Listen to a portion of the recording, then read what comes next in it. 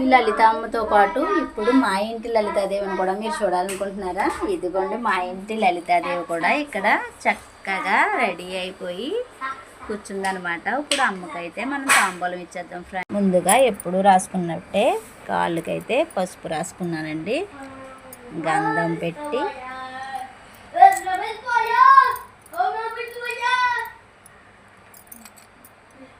బొట్టు పెట్టి అమ్మకి గంధం రాసి ఇలా చూడు బొట్టు పెట్టి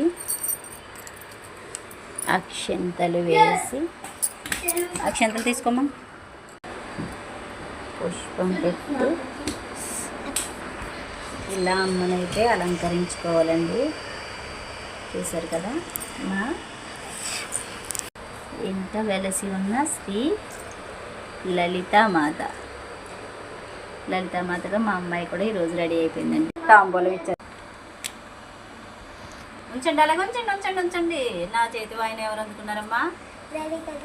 ఈరోజు లలితాదేవిగా మా అమ్మాయి అయితే నా చేతి వాయిన అందుకుందండి. శరన్నవరాత్రులను పురస్కరించుకొని 6వ రోజు మా శ్రీ లలితాదేవిగా అమ్మవారు అయితే అందరికీ దర్శనమిస్తున్నారండి. సో అమ్మవారికి లలితాదేవిగా వాయినం అందించి నేనైతే ఆశీర్వాదం అయితే తీసుకున్నానండి. మాట్లాడుతున్నప్పుడు ఇదిగోండి, ఇదిగోండి ఈరోజు మా లలితాదేవికి నేను ఇచ్చిన తాంబూలం. అది నచ్చిందా? ముందు పులిహోర తినైతే కొంచెం అలా అనకూడదు. ఓకేనా? ఓం శ్రీ మాత. ఇది ఫ్రెండ్స్ ఈరోజు మా మినీ బ్లాగ్.